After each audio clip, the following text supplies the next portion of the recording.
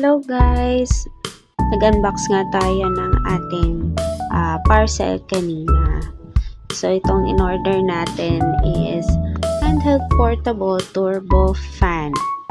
So yung mini fan na ito, yung in-order natin is color black.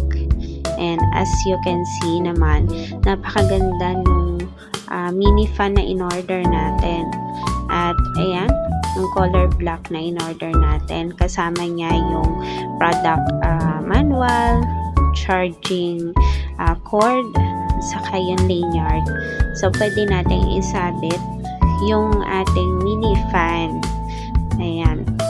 So, yung mini fan na to maganda kasi pwede mo siya itupi paharap o kaya naman itupi siya patalikod. Tapos, pwede natin siya itayo.